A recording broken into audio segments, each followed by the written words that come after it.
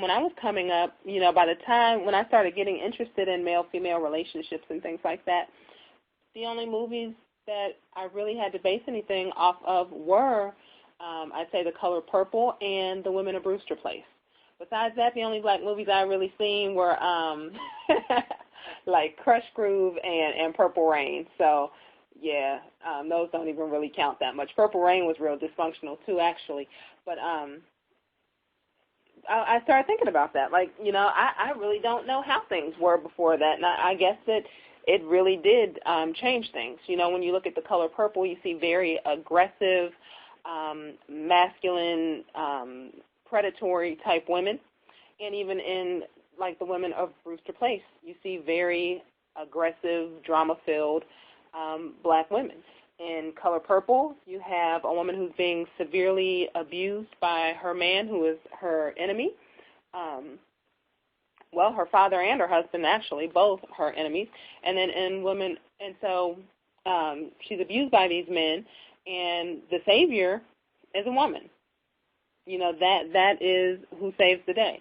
And then in Women of Brewster Place, it's, kind of similar. You have these two women who seem to have some kind of loving relationship with each other. And what happens? The one woman goes out late at night and she ends up getting raped by the evil black male character.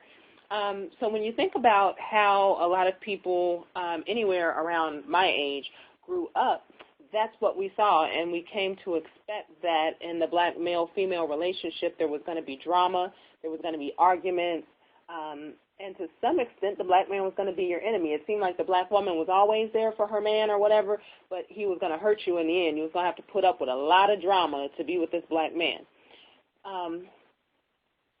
And, you never really think about how that does affect your perception of things.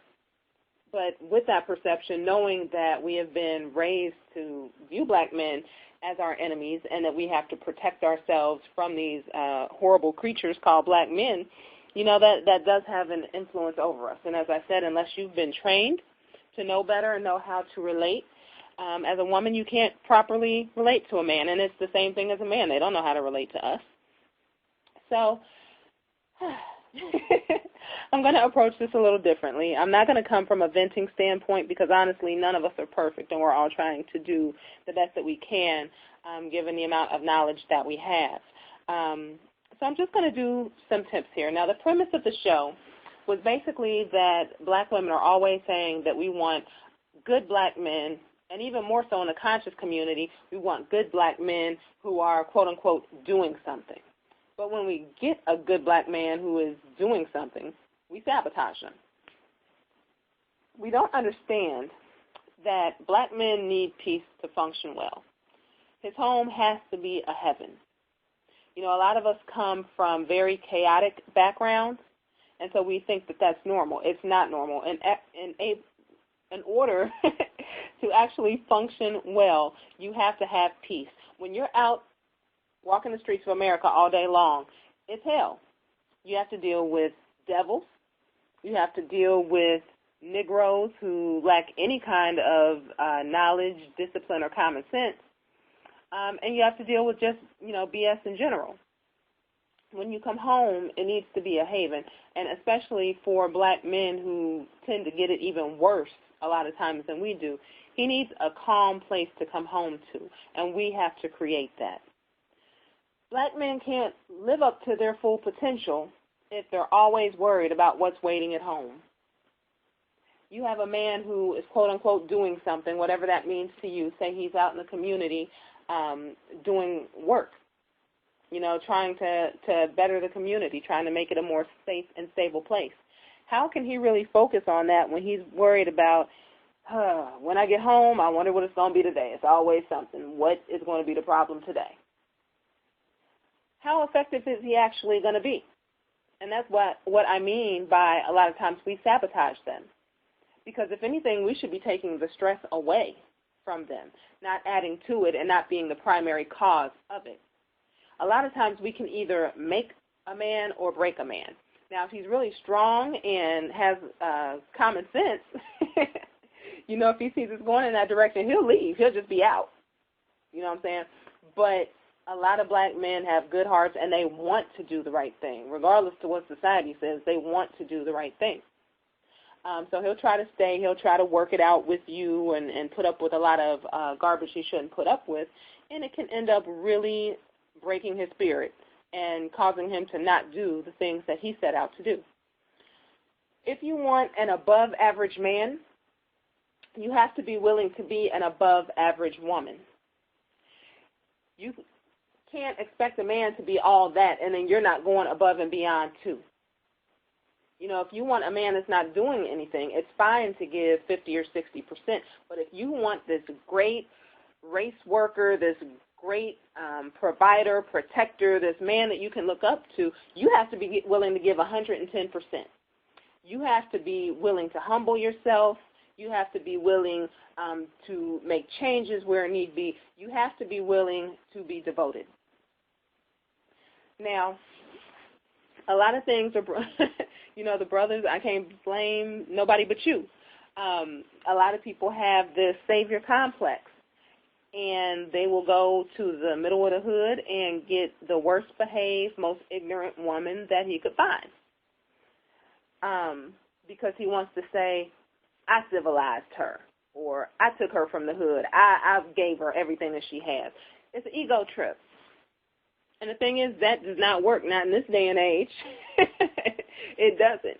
You can't civilize somebody who wants to behave as a savage. A woman doesn't have to submit to you nowadays. You're not an authority over her unless she wants you to be. Unless she submits to you, she's not. She doesn't have any reason to submit to you if she's that kind of woman. You know, at this point in time, women work, they make their own money, a lot of times more than men, and society is so loose that she's not even really worried about having a man, because she can have a man today, 2 men tomorrow, another man the next day. It's not like she can't have a man, maybe not one committed to her, but she can have a man, so she doesn't have the motivation necessarily to submit to you. So if you're going to pass up the quiet sister, the refined sister, the decent sister for a big butt and a smile, basically, then you deserve what you get. And you can't blame anybody but yourself. You know, you have to have some self-respect and race pride. You know, men have self-control too. You don't just have to get with anybody just because they're willing. Anytime you lay down with somebody, she could end up having your baby. And is this the kind of woman you want raising your baby? Not only is she going to give you hell, but she's producing the next generation, and it's going to be a very degenerate offspring 9 times out of 10, because the mother is the first teacher, and you can only combat what she's teaching to a certain extent. So have some self-respect with who you get with. But today I'm going to focus more on the women and what we can do. I'm not in the business of trying to tell a man how to be a man. And if you have made that mistake, you're probably suffering enough as it is. You don't need me to rub it in. So we'll move on. Now, the first part of building a black man is to choose wisely. You can't give all that you want to give to a man if you don't truly love him, if you don't truly agree with him, because if you don't have agreement, you can't have love. One doesn't exist without the other. And if really deep down inside, if you regret that you made that choice. So that means before you even get involved, you have to have your eyes open and choose wisely. In the Nation of Islam, we call it courtship. And that literally is taking somebody to court. You investigate them, you cross-examine them, you check all of their answers, you make sure that it makes sense, you make sure that you're compatible. When you're in courtship, you are doing things like meeting his family, his mother. If he has children, does he have a baby mama that you're going to have to deal with? Is that going to be extra drama in the relationship, or does she have sense? What's he doing for income? Can he support you and any children that you would give him? Not saying he has to be a baller or anything like that, but is he stable? What can he provide for you? What kind of life can he provide for you? Because you have to be taken care of in order to take care of him. Does he have his stuff together? Or is it just potential with no promise of anything kinetic? It's just potential. Yeah, he could do this, but he's not going to do it. Or is he making steps to move in that direction? You have to look at all of these things. And while you're looking at these things, it's best to refrain from any kind of sex. And in Nation of Islam courtship, really, there's no touching at all, but I know that's a little bit much for people who aren't used to that kind of thing. But definitely no premarital sex, because when you have sex without that commitment, it clouds your judgment. And 9 times out of 10, when you do have sexual relations with somebody, they appear a lot better than they would have otherwise, hopefully. So it clouds your judgment, and it could be a man that really doesn't have anything going for him, and all of a sudden you think he's Prince Charming. Why? Because you gave it up. So we need not to do that. When we're at the beginning stages of our relationship, we need to focus on the person. Focus on what you're getting yourself into. When you meet this brother, you can't get with him saying, and this is something women do all the time. We're all guilty. You look at a brother and you say, oh, he has so much potential. He has so much potential. It's just a couple little things that I need to change about him, and he will be the perfect brother. That's the brother you need to leave alone. You need to just keep walking and keep searching, because what happens is you are going to make him miserable trying to change him. And in return, he's going to make you miserable as well, because he's going to resent you. And he should. Because nobody wants to get with somebody who thinks that they need to change their whole personality. If you got with somebody and thought that they loved you for you, and then all of a sudden you find out he wants you to change the way you dress, the way you wear your hair, the way you talk, where you work, how you chew your food, your friends, everything about you just needs to be changed. You have a problem with that. And that's a big problem that we have between black men and women, is we don't give each other the respect that we would want ourselves. And women especially are guilty of that. I know very few people who don't get with a man, and in the beginning think in the back of their mind there's something about them they want to change. Like they're not a grown adult, or like we're so much better than them that they need us to change them, like we don't have anything that we need to change. Don't do that. Just leave the brother alone, because you're going to cause both of y'all hell. Find somebody that you can accept as they are. If you're getting with a brother and they are in the community and doing things, you need to check his schedule. Pay attention to his schedule. Can you be satisfied with the amount of time that he can spare for you? Because when you get with him, he can't drop everything for you. He shouldn't drop everything for you.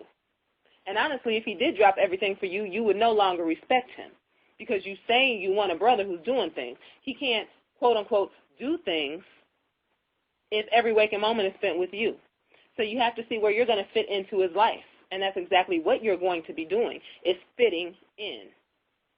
Can you fit into his life and be satisfied with that, or is that going to be a constant reason for you guys to argue and have disagreements? Pay attention to those things. You need to listen to him. Women, we talk too much. I know I do. That's why I got a radio show. We talk too much. When you're in your courtship, you need to probe. You ask him a question. What's he interested in? What's he like? Questions about his job, his friends. Don't act like don't seem to be prying. We're not prying necessarily. But you ask questions about him. And then you be quiet and you listen. Men will tell on themselves if you listen, if you let him, if you shut up and let him talk. You will find out so much about him, because anybody, if they talk long enough, they tell on themselves. So you have to do that if you want to keep him talking. So appear interested in what he's saying. Even if what he's saying is completely boring to you, appear interested. Keep him talking and talking and talking and talking. And actually that's good, because men like women with a little bit of mystery about themselves. So if you're not busy talking about yourself, which is usually what happens, we ask somebody a question and we go on and on and on about us, just, keep the focus on us. No, keep that air of mystery about yourself and focus on him. Keep asking questions. Keep showing you're interested. He's going to keep on talking, and you're going to see what you're dealing with. Is he real? Or are you going to find something you don't like? That's something that you need to find out before you make that commitment. I would also recommend, before you get very serious with somebody nowadays, that you do a background check, a credit check, look at his bank statements, medical history, and see if anybody can vouch for him within that community. Now, when I say a credit check, don't get me wrong. I don't mean that if a brother has bad credit, you don't get with him. Because honestly, most brothers today, their credit is not pristine. That's okay. But the thing is, you need to know what you're getting into. You need to know if that's something that you can deal with so you can make an honest decision. You don't want to get into a situation where you're with somebody and then you go to buy a house and find out that you can't do it because he has a credit score of like 150. That's something you need to know beforehand, because then you guys can work on it and fix his credit, build his credit, and get it together. Or you can say, you know what, well, we can't do that. Well, maybe we'll have to buy this cash. Maybe, at least you know what you're getting into, and it's not a reason later to resent him. As far as the background check, you need to make sure he's not a murderer or something crazy. It's just, again, knowing what you're getting into. That initial decision to be with somebody is very, very, very important. And if he is a part of a greater community, there should be somebody there who can vouch for him, vouch for his character, somebody who's known him for a number of years. So look at those kinds of things. If he is what he says he is, it shouldn't be any problem. If you decide after all that you want him, then you need to go on and make the commitment and make it official. Once you do that, the real work begins. Now,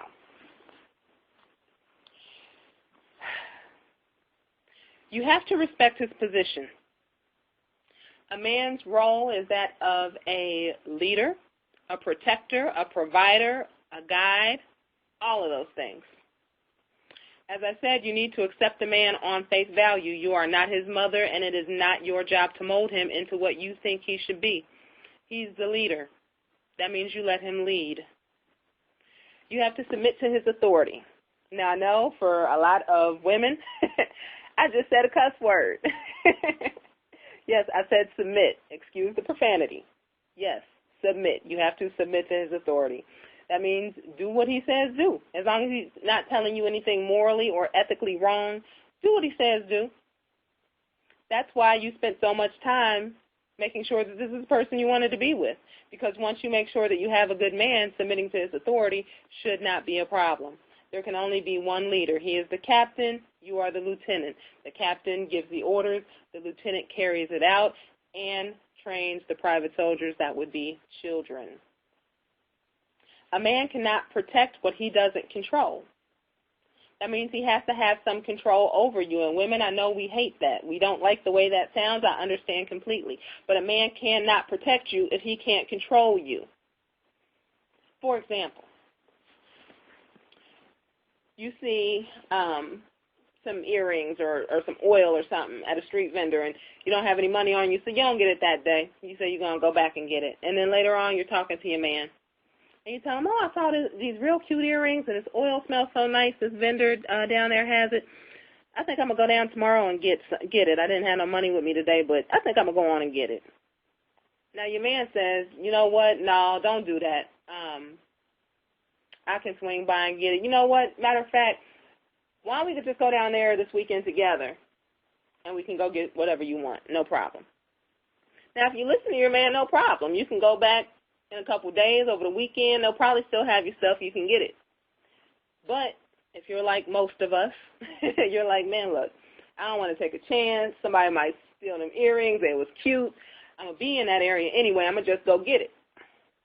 Now, a couple things could happen. You could run into one of these vendors that I run into quite frequently that are very disrespectful, very flirtatious. So you go down and get there to get your earrings. He's saying inappropriate things to you. Maybe he's even trying to touch you. You know, maybe he's just being real out of pocket. I've had that experience, and I'll dress, very modestly. So the average woman go down there, I can only imagine what they go through. A lot of them have zero respect. And a lot of men know that, and maybe that's why he wanted you to go with him and not alone. So what happens? If you're honest, you go home and tell your man what happened. Now your man's in a position where he feels like he needs to go and defend your honor or whatever. He might go down there to quote-unquote talk to that brother. He might end up hurting somebody. Somebody might end up hurting him. He might end up in jail. It depends on what kind of brother you have and what might have actually happened. He can't protect you if he don't control you.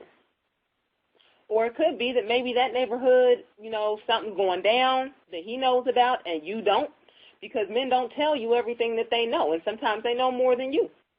Maybe something goes down and you get hurt while you're down there because you were rebellious and you didn't listen. He cannot protect what he can't control. And sometimes it ends up being that he suffers because of you.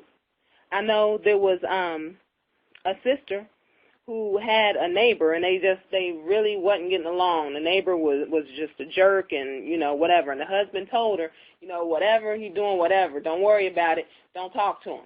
Just go in the house if it's a problem. So, of course, the woman don't listen. She's out there one day, and the neighbor says something, fly to her or whatever. And so she started running her mouth back, and the neighbor started running his mouth back, whatever, and they get into this big fight. So when the man gets home, she tell him, he cussed me out and this and that and this and that. Probably didn't even tell the whole story or whatever. But now, of course, somebody cussed out his woman. He got to go over and talk to the guy. They ended up getting into a fight, and I don't know how it happened, what exactly happened during the fight, but the guy ended up losing 2 fingers. Why? Because his woman was rebellious. He couldn't protect what he couldn't control, number one, and number 2, he ended up getting hurt when he tried to make the situation right afterwards. Listen to what he says. Submit to his authority. If you want peace, if you want to save yourself a lot of useless talking, don't give men advice that they didn't ask for. They'll let you know if they need it. 9 times out of 10, men do not listen to women anyway. You are just running your mouth, and they are still going to do whatever they want to do. Most of the time, men will listen if it comes from another man. A lot of times they do not listen to women. It's not necessarily in their nature. A lot of times, unless you give the advice very carefully and in a very feminine way, they feel like that's submitting to you, and that's something that most strong men will not do. Not only that, but he was living life a long time before he met you, and he did okay with that. So he doesn't necessarily need you to interject. He can make decisions and run his own life. He doesn't need you to do that. And if he does need your counsel, he'll let you know. You have to make him number one. No man is going to accept being number 2. And if you refuse to make him number 1, sooner or later, he's probably going to find somebody that will make him number 1. You have to make a man number 1. But the hard thing to digest for us, especially growing up looking at the things we looked at as far as TV and media, books and all that kind of stuff, is that you're not going to be number 1. You're probably going to be number 2. Might be number 3. You're not going to necessarily be number 1 with him because of his position. Some of the things he does are going to come before you. It could be a job. It could be work in a community, and you have to deal with it. You have to grow up and deal with it. If his number 1 priority is the community, he's making the community better and safer and more nurturing for you and your children, that's benefiting you. You might not be number 1, but you're benefiting from his number 1 priority. You have to deal with it. His job might be number 1 because he has to earn an income to support you and your children. So even though you're not number 1, you are benefiting from that thing that is number 1. You have to deal with it. And you should happily deal with it because you're the one getting benefits. All the things he's out there doing, 9 times out of 10, he's doing for you to have a better future. So don't ever feel like because you might not be number 1 that there's something wrong. A man has to do what he has to do out in the world. That doesn't mean that he loves you any less or that something's wrong. It just means he's doing what he has to do, and you get in where you fit in. You may feel neglected like you're being neglected for the good of the community. But that's what you said you wanted. You said you wanted somebody that was doing something. So you have to let him continue to do something. You can't keep him all to yourself. He's going to spend a lot less time at home if you make it a hell. If you say, you know what, go on, do your thing. I'll see you when you get back. I'll have dinner waiting for you when you get back, babe. See you then. Have a good day. He's going to try to get home a lot quicker than if you, you always gone and you can't ever come here and you don't spend no time with the kids and blah, blah. You can start with all that. You can forget it. You'll see him the next morning.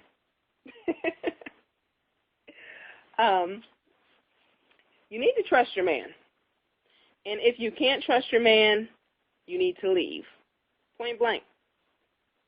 And same thing for men. If you can't trust your woman, you need to leave.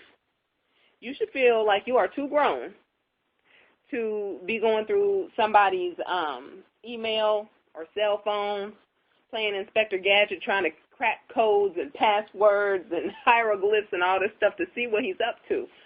Life is too short. I remember when I was little, my father told me, don't look for something you don't want to find. And obviously it was about something completely different, but that always stuck with me.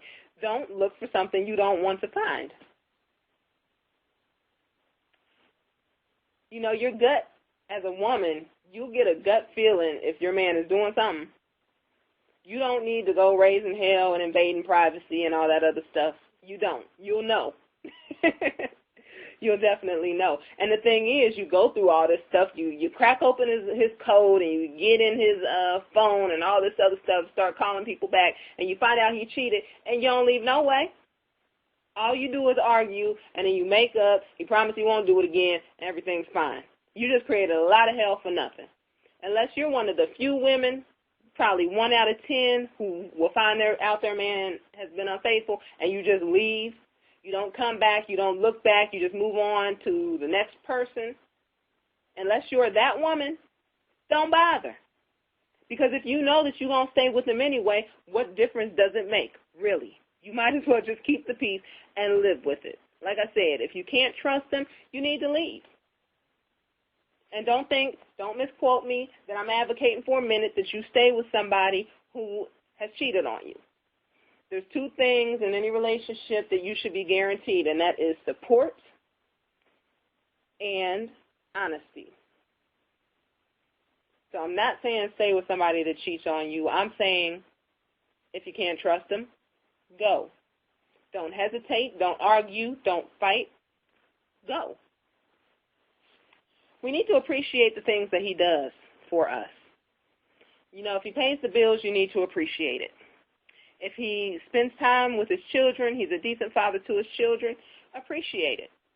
And this is a big thing. You know, and Father's Day just passed too, and we like to do cute stuff saying, you know, ooh, it's Father's Day, I'm my father, I'm my children's father. No, you're not. No, you're not. They have a father. And unless he is completely removed from the situation, you need to appreciate him. You know, especially if he is involved in the community or doing something like that, you don't want to tell your children, if your father loved you, he'd be here with you. He must not love you that much. He'd be here. He'd spend time with you. That is the most ignorant, degenerate thing that you can tell a child, and you should never, ever do that. 9 times out of 10, your children form their perception of life and relationships through what you say. If the father only sees them once a month and you act like that's fine, the children will think that's fine and they will not feel neglected. But if they have you in their ear all the time, oh, your daddy ain't this, your daddy ain't that, they're going to feel like their father doesn't love them, and that affects their self-esteem and their confidence. You're messing your own children up by that. We know that a lot of fathers should do better, could do better, but that's between you and him. You don't need to tell your children anything negative about their father, especially in the years where they're growing up and they're still developing their self-image. Now, it's different. If they're 16, 17, 18, you want to get into something, you know, a little bit different, fine. But not when they're babies. You don't say stuff like that to the children. What you should be saying is, I know you wish you could see your daddy more, but, your daddy is such an important man. And he's out there doing such good work for our communities, making it safer for you. And when you grow up, you are going to be a strong soldier just like your daddy. You're going to do the same kind of work he does for our community. You're going to be great just like him. That's what you should be telling your children if you appreciate whatever the father is able to do. You don't tell your children anything negative about their father. You would not like it if the fathers were as petty as we are and talking stuff about you, because I'm sure there's plenty of things that you could do that he could bring out of the closet if he was that petty. So you appreciate what he does for the children. Even if you feel he could do more, appreciate the things he does do. And anything that you feel like he needs to do more of, talk to that about him in a civilized and feminine manner, and maybe he'll step up to the plate. If he loves you, appreciate it. If he's kind to you, appreciate it. Appreciate the fact that he's not a jerk. I remember one time when I was very new to the nation, and I went to the mosque one day, and I saw this sister talking to the captain, and she was saying, "Oh, I got to go out to eat today." And she was like, "What's wrong with that, sister? What you talking about?" And the sister's like, "Yeah, but, my man, he want to take me to Big Boy. I don't want to go no Big Boy. He should be taking me somewhere nice. What I got to go to Big Boy for?" And I'm sitting there like, "Sister, are you kidding me?" Appreciate that you're going out. You got like 6, 7 kids. Appreciate the fact that he's letting you have a night without cooking, that you're getting away from the children, and getting some peace of mind for a night. Yeah, we all like to go nice places. We all like nice things. I understand that. I understand it completely. But you don't have to be that ungrateful. Being ungrateful is such a turnoff. Who wants to be with somebody ungrateful? He's trying to do something nice. It might not be up to your standards, but appreciate what he can do. We need to stop complaining so much. Women are never satisfied. I know I'm not. If I want something and I get it, I want a little bit more. And then when I get that, I want a little bit more. It's always something more to get. This American society raises you like that. There's always other things. There's no limits. So you can never be completely satisfied and say, oh, I don't want anything else. Now, you can be content. I'm very content in my situation. But there's always something more. So you have to make sure that you have that contentment. Know that you're never 100% satisfied. Your situation could always be better. But be content with what you have. Make your children admire their father. Like I said, tell them how important their father is, that he's doing work, and that's why maybe he can't spend the time that they wish he could spend. If he brings some money, if you get his paycheck, you can take the child, show the child, and say, "Look, see how hard your daddy worked? Now, because your daddy worked so hard, we can get you those shoes you wanted or that toy you wanted. You should thank your father." Make them appreciate and admire their father. If he wants time alone, give him that. Don't try to monopolize all of his time. Everybody needs some time to just clear their mind and think. Give him some time alone, and don't always ask him what he's thinking about. Just let him be. To the best of your ability, avoid raising your voice. This is something we all have to work on. A lot of us were raised to be very aggressive, very loudmouth. It's not feminine, and it makes him view you as his opponent instead of his partner. When you approach your man with a disagreement or with some kind of gripe, you need to approach them very feminine, in a feminine way. You don't want to be cussing and yelling. Don't do that. Also, to the best of your ability, avoid nagging. He's a grown man. He's going to do what he want to do. If he won't do something you want him to do, see if you can find another way to get it done. If he keeps on procrastinating and you really need it done, if you can, even do it yourself. Sometimes it's better to just keep the peace, to just go on ahead and do it. Because no matter how you can nag him for 6 months, it's still not going to be done. Just get it done. Find another way. But keep the peace. if you get an above average man, like I said, you need to be an above average woman. You can do things like running bath water. That's something I advocate a lot. And you know, women, if you work, sometimes when you get home, you don't feel like being bothered. You really don't. And it's the same thing for him. When he walks through the doors, he doesn't want to hear all your problems, the children's problems, have everybody all up on him at once. He needs some time to kind of unwind and transition from work and being out in the world and dealing with all kinds of hell to being at home and in a peaceful place.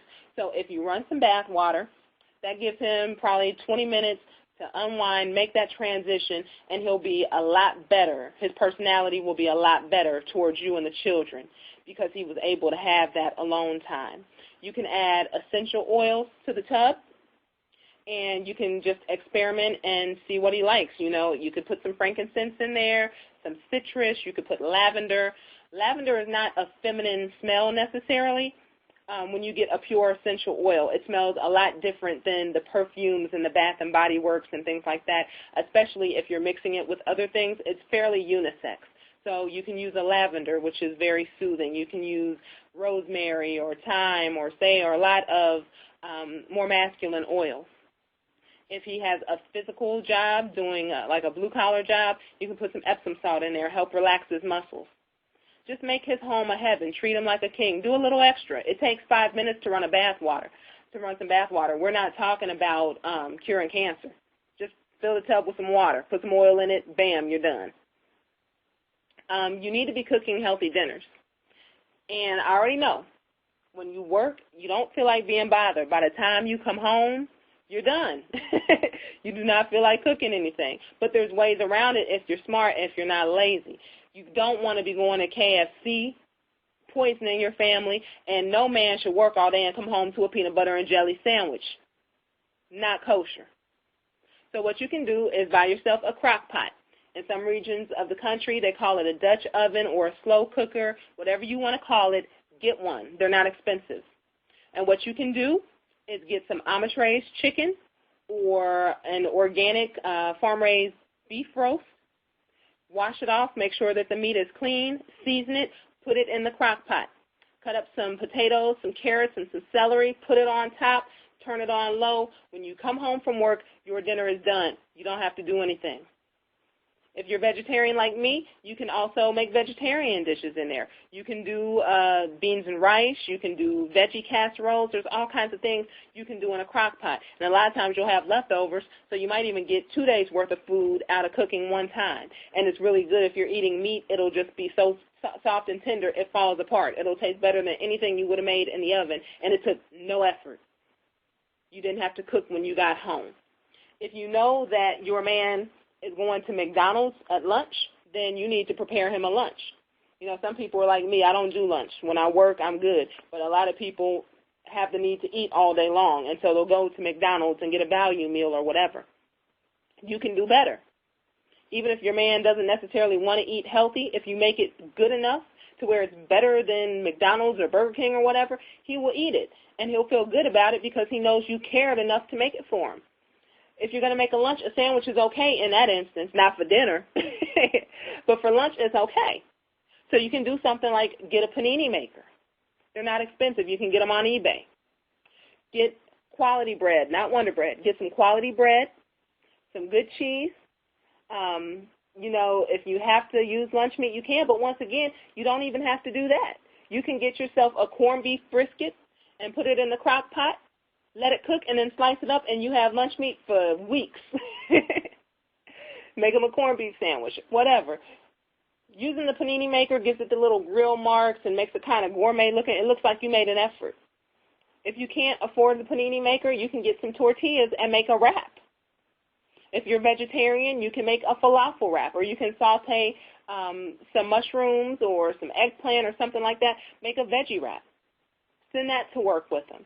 You can make a salad. You can pack some fruit. You can make some baked goods. Make him a decent lunch and a healthy lunch.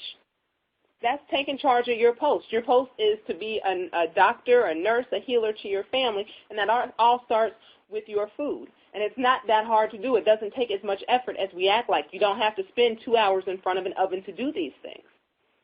If he comes home and he has an especially hard day, you can give him a foot rub or a massage. It helps.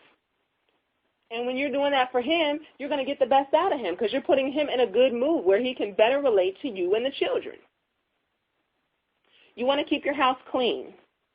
And brothers, if you married somebody who was filthy, it's your own problem. I blame nobody but you. When you're doing the courtship and you're over at her house, stop looking at her body for a minute and look behind the shower curtain. That says a lot. Because a lot of people will not clean their tubs. They'll just pull the curtain. And you can't get clean if you're getting clean in a dirty tub. So pay attention to things like that.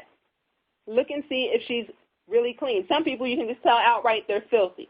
Other people you might need to look, they might need to tone it up a little bit here or there, but that's all stuff you need to work out during the courtship. Don't get married to somebody or involved with somebody and then later on find out they're filthy. Women, you need to try to look good around the house. And that doesn't mean that you have to look like you're on the red carpet. That just means that you need to be well-groomed. You need to coordinate. If you're wearing sweatpants or a sweatsuit, make sure that they match. Make sure that they fit. Make sure they don't have any stains or holes. Make sure that you look good in it. Make sure they're flattering. Make sure however it's fit, however it's cut, it's flattering to your body. On the other hand, a lot of us conscious women make a mistake, and yeah, we don't speak on this a lot, but I'm going to tonight. A lot of us think that just because when we go out, we are covered up means we have to do the same at home. And that's not wise because our men are out there all day, whether they want to or not, looking at women who are exposed. These women are out there barely dressed, and your men are exposed to that, and then they come home and see you wrapped up. Or sometimes they see you wrapped up and looking a hot mess. Do your hair. Number one, that goes before what I said, good grooming. Make sure your hair is done. Put some Vaseline or something on your lips. Don't be walking around with the Malik Yoba look. Make sure your lips aren't chapped. Make sure your breath is fresh, all that good stuff.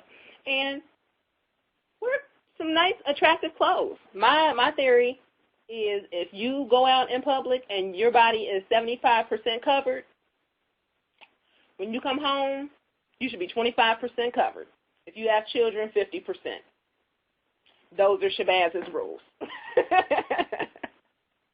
And I'm not trying to make you, lessen yourself or degrade yourself at all, but if you are married to somebody, then that person has earned the right to see your body. So that's not something that you have to cover when you're in the privacy of your own home. We have to grow up a little bit.